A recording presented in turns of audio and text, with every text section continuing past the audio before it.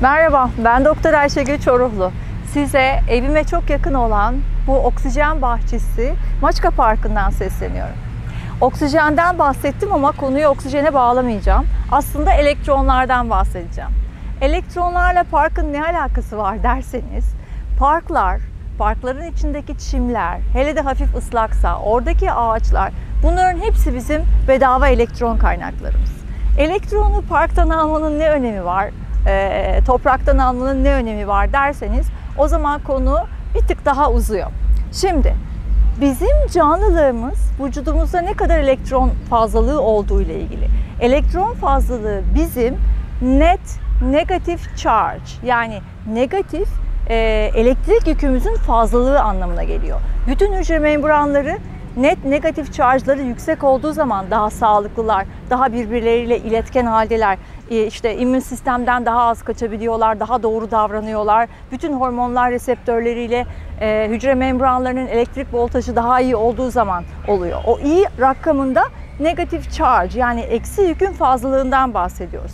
Elektronlar eksi yüklüdür. Dolayısıyla bizim mesela bitkisel beslenmelerden, işte antioksidanlardan falan anladığımız şey aslında bu net negatif charge'ımızı arttırmak için bir yerlerden elektron bulma çabamızdır. Şimdi biz bunu tabii yeme içmeyle yapmaya çalışıyoruz ama bizim bedavadan elektron alabileceğimiz yer gerçekten de toprağın üzeri. Yeryüzünün kabuğu eksi yüklüdür. Yer merkezi artı yüklüdür. Yani çekirdeği artı yüklüdür. Ve dünya aslında bir pil gibi, bir bobin gibi bunun etrafında dönerek elektrik alanı oluşturur. Dünyanın elektromanyetik alanı var biliyorsunuz. Elektrik alanı var. Biz buna işte Schumann rezonansı diyoruz vesaire. Yer kabuğunun üstündeki elektron miktarı bizim vücudumuzdan daha fazla. O zaman ne oluyor?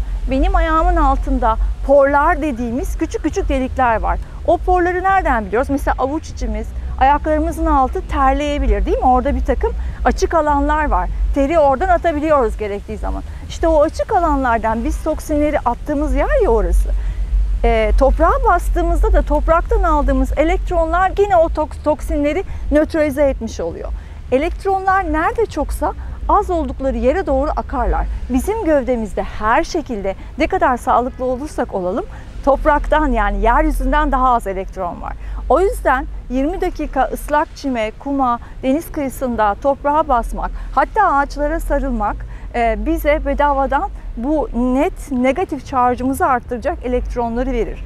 O yüzden sadece toprağa basmak vücudunuza aldığınız vitamin C dediğiniz antioksidan gibidir. Magnezyum dediğiniz vücudu reset eden, gevşeten mineral gibidir.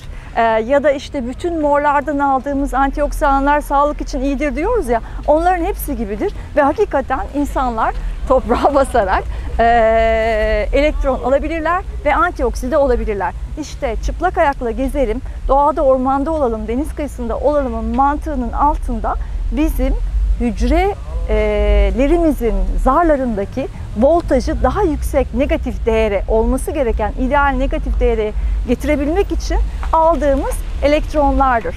Topraktan bu yüzden faydalanıyoruz ve buna da grounding, yani topraklanma deniyor. Amacımız bu. Beğenip paylaşırsanız sevinirim.